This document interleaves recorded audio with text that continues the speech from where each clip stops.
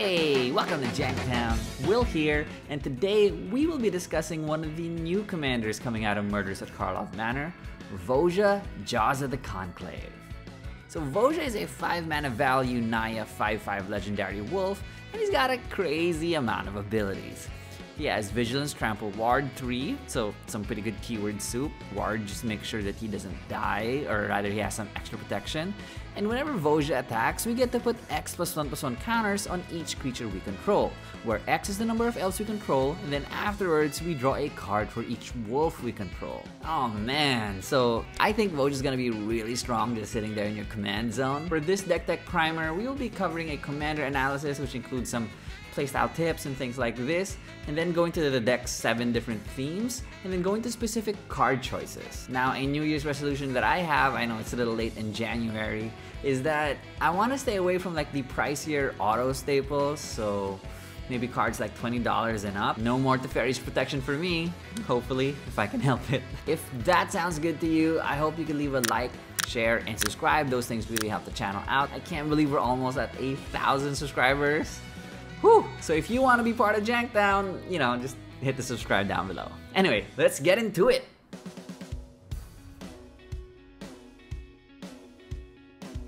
So one of my first steps when building out a deck is figuring out what is the role of our commander. And Voja is pretty much going to be our finisher. You know, he comes in and he'll win the game for us. Awesome. That said, his abilities kind of pull us in 2 different directions. We could go with elves to give our creatures more +1/+1 counters, or we could lean into wolves and, you know, draw more cards that way. For this specific build, we are going to be focusing in on the elves part. We're really going to lean into the elves, and that way we can kind of turn Voja into a Craterhoof in the command zone. If you guys don't know what a Craterhoof behemoth is, one of the most popular finishers in Commander. It's been around since forever, and you know, it's just all reliable. The game plan is to race out quickly because we want to get off to fast starts, really make sure that we can flood the board, and then come in with Voja and just end the game. Now, the downside of committing to the board really quickly is we'll run out of gas just as fast. So we gotta make sure that we can keep refueling our hand just to make sure that we have enough answers or threats to close things out. I know that sounds like we're running kind of like a glass cannon kind of deck, and that if we get disrupted, game over for us. And you know what? It's kind of true. We are glass cannon-ish. But something I learned after playing like a lot of aggro decks is that it's not usually the first wrath that beats you. You know, if we build our deck right, we could withstand a wrath even if we had already committed to it. I'm pretty confident that we can recover from it. Now, when the second wrath hits, that one usually hurts. Still though, it's not yet quite game over, at least from my experience, because you still have maybe a bit more to squeeze out of your deck. But when that third wrath hits, whew, okay, fine. Then, then maybe our game is over. It's time to scoop some goops. All that said, even if we could withstand a wrath or 2, it's still not ideal. So that means we gotta bring some cards to be able to protect our board. Now, unlike other aggro decks, we're not gonna try to chip in for some damage. We're actually gonna hang back a lot and really just accumulate all this power. And then when Voja hits the board, we'll go for a nuclear strike to win the game. Now, these 7 different themes of our deck consist of our usuals of ramp, removal, and draw, but I'll also be tackling conditional ramp, go wide, finishers, and something we like to call UBP, or utilities, bombs, and pets.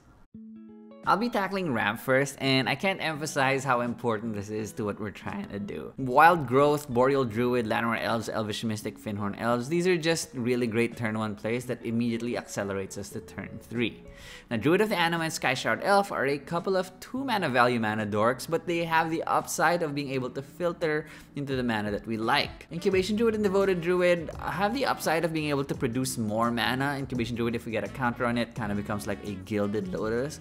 And Devoted Druid, if we have like a lot of +1/+1 counters on it, can just untap itself over and over, make a lot of green mana. Now, for 3-mana value, we're looking into some land ramp because mana dorks, they can just get swept away. Wood Elves, Farhaven Elf both search out a land, put those into play, and Open the Way is, I think, one of the underrated, it's only like 99 cents or $1, But it's just so good because it gets even non-basics and put those into play. Outside of just outright ramp, there's also some conditional ramp that we can run. Arbor Elf lets us untap a forest, so I mean the barrier's pretty low, we just need a forest. Wirewood Symbiote, I know it's not an elf, it's an insect, but if we return an elf to our hand, we can then untap a creature, maybe a mana dork, and that gets us some extra ramp. Kyrian Ranger is kind of like another take on it, where we return a forest to our hand, we then get to untap a creature. Some really neat trick here would be like tap the forest, float the green, tap a mana dork, float another mana, return the forest, and if we don't have a land in hand, we could play the forest, tap again.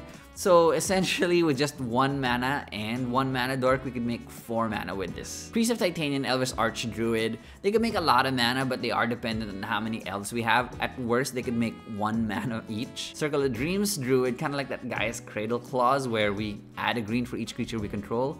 And Marwyn the Nurturer. This card is... This card is insane though. While we aren't trying to abuse it too much, just being able to add green equal to its power and it grows every time an elf comes in, it gets out of hand real quick. Now because we're such a proactive deck, we aren't running that much removal. Still good to have some bullets in the chamber. Rex Sage, just a good staple, especially for elf decks. It's an elf, shoots down an artifact enchantment, while Beast Within and Excise the Imperfect just take care of any kind of permanent, could even be a creature, although they do refund our opponent with either a beast or an incubated token. Aura Shard is just one of the best. My god, this thing can be so oppressive. Shoots down artifacts and enchantments whenever a creature enters our control. Austere Command, really good flexible wraths. We don't really want to wrath our board away, and this lets us keep a lot of our creatures that are converted mana cost or mana value 3 or less.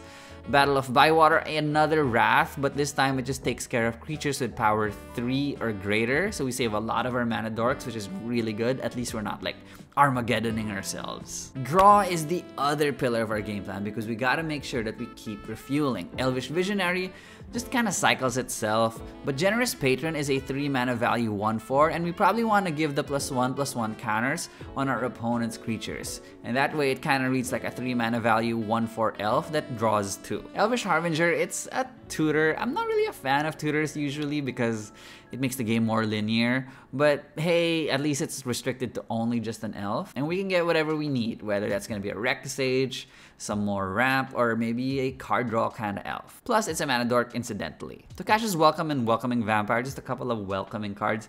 I know the Vampire is not an elf, but at least it provides some stable card draw. We are going to be able to trigger these reliably because a lot of our creatures are either mana value 3 or less or have power 2 or less. And Sylvala is kind of like a Phyrexian Arena, I guess. We have to tap it, meaning it's only once per turn, and I know that each player gets to draw a card, even our opponents, but the added mana and even the incidental life gain is pretty nice cherry on top. Now on top of the once per turn card draw, Realm Walker and Elven Chorus can let us, I guess, draw multiple cards. I mean, it's a little conditional because the top card has to be an elf, but it's just good value, and hopefully we can get the ball rolling and not get stuck with the land on top. Lifecrafter's Bestiary lets us scry, hopefully, the land that we see on top down to the bottom. But these two, if we cast a creature spell, let us pay 1 green, and if we do, we get to draw a card. Beast Whisperer is an insane card in almost any green deck because when we cast a creature, you get to draw a card. And same thing with Guardian Project because we're playing Commander, so it's a singleton format.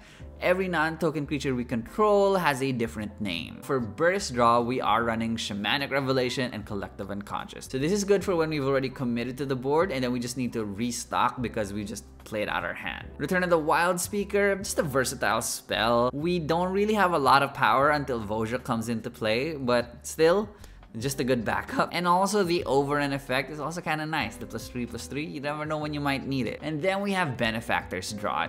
This is kind of like overlooked, but it's really, really good. It cycles itself, so it's already not a dead card. It untaps all our creatures, which means if we just use our mana dorks, we can then untap them all, use them all again for mana. And then, if ever there's a big combat thing going on, we don't even need to be involved in it. Whenever a creature an opponent controls blocks, we then draw a card. Last on the draw list is Genesis Wave. A really powerful mana sink. We get to put any number of permanent cards. Hopefully we're sinking a lot into X, but the curve is actually pretty low. It's below 3. But yeah, sink all those mana dorks that aren't doing anything and just profit. So we're ramping up. We got a lot of card draw going on. Now we want to be able to go wide and really overwhelm the board. Dwynen's Elite, just a 2-mana value 2/2 that brings a friend. That's okay. But Elvish War Master has some really good value for 2, because whenever an elf enters the battlefield under our control, we then create another elf. I mean, it does only trigger once per turn, but if that's troublesome for you, then we got Lynn's Alana Hunt Master. While it is 4-mana value, at least this time whenever we cast an elf spell, we create a 1/1 elf warrior creature. And Imperious Perfect, it's okay. I mean, it is only just once a turn cycle, but still, that's some decent value for 1 mana, especially if we're still setting up. Now, Wolf Skull Shaman is an elf that if the top card of our library is an elf as well, we get to put a 2/2 wolf into play. Last couple cards are Elven Ambush and Galadrim Ambush. Now, these two read slightly differently, but at the end of the day, they make a whole bunch of elves for us. We've ramped ahead, we've refueled our hand, and we got our army. Now, it's time to finish the game. Mirror Entity is a powerhouse, especially in any kind of typal deck that runs white. It can just make our elves big. We don't even need to wait for Voja. And on that note, Jetmir is actually a pretty good lieutenant as well. Maybe Voja got hated out or something. I don't know. Maybe got countered or something. Having 6 creatures isn't going to be the tallest task for our deck. And +2/+0 with Vigilance and Trample. Pretty good, pretty good. Elvish Champion is a way to give evasion. Green is one of the most popular colors in Commander, while Taunting Elf is just... it's a good way to get in. Outside of combat though, we could outright kill people even before the damage hits. Shalai and Halar care about how many +1/+1 counters we put on a creature. That means if we got 5 elves and each elf is getting 5 +1/+1 counters put on them, that means Shalai and Halar are spitting out like 25 damage. The enchantment version of this is All Will Be One. Now, it's a little pricey, but it can just pretty much end games. UVP time! I want to use the remaining slots to just plug in some holes in our game plan. Lightning Greaves is really important because we want to be able to give Voja haste. That's the only thing I think that Craterhoof has over Voja. Other haste enablers are Rhythm of the Wild and Rising of the Day. Rhythm of the Wild stops Voja from getting countered, and Rising of the Day is just the better fervor. I also mentioned that we need to protect our board, and so Heroic Intervention and Grand Crescendo, 2-mana value spells that give our board indestructible, but more powerful in terms of protection than indestructible is phasing out. And so Galadriel's Dismissal and Clever Concealment lets us essentially phase out our whole army, with the Dismissal having that versatility to phase out all the blockers of an opponent and just take them out in that one nuclear alpha strike. Rounding out the last few cards of our deck is Well-Wisher, just another elf, and the life gain actually might be relevant, especially if we don't really want to block with our mana dorks and we're just getting beaten down to a pulp. And finally, for the flavor, Tolsimir. So Tolsimir comes in with his own Voja, obviously not as good as our commander. But yeah, he's a friend to wolves, and he summons a Voja who is a friend to elves. And that's it for this episode. Hope you guys enjoyed it, and if you found it useful, I hope you could support the channel by hitting the like, share, and subscribe. Those things really help us out. I cannot believe we're almost at 1,000. I cannot thank you guys enough. I will be doing at least a couple more videos covering Murders at Karlov Manor. I already have an Aurelia deck. I just gotta record that video. And I'm also working on an Etrata. It's kind of tricky, so let's see. Hopefully I can get somewhere with that. If there is a commander that you want me to check out, do leave it in the comments down below. But until next time, stay inspired, friends, and I'll see you soon.